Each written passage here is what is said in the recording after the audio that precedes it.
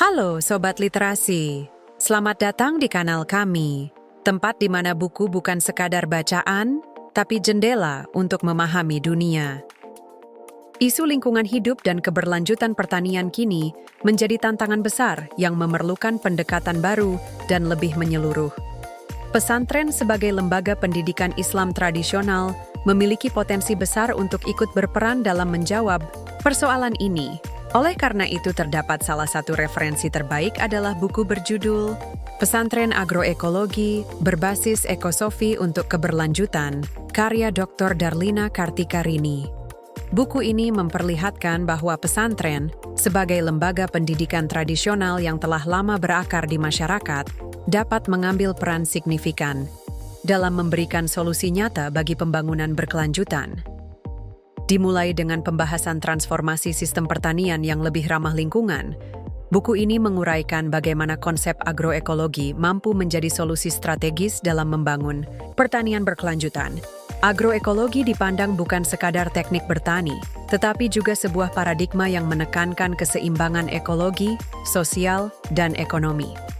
Dalam hal ini, pesantren diposisikan sebagai agen perubahan yang tidak hanya mendidik santri secara spiritual, tetapi juga membekali mereka dengan keterampilan pertanian berkelanjutan. Lebih dari sekadar lembaga pendidikan keagamaan, pesantren dipotret sebagai institusi sosial yang memiliki potensi besar dalam mendidik generasi muda tani yang berjiwa mandiri, religius, dan peduli terhadap keberlanjutan alam. Nilai-nilai Islam yang terkandung dalam ajaran pesantren juga dikaji sebagai fondasi etis yang mendukung pengelolaan lingkungan hidup secara bijaksana. Dengan demikian, pesantren tidak hanya menjadi pusat pendidikan agama, tetapi juga menjadi pusat pengembangan sumber daya manusia yang mampu menjawab tantangan ekologi global.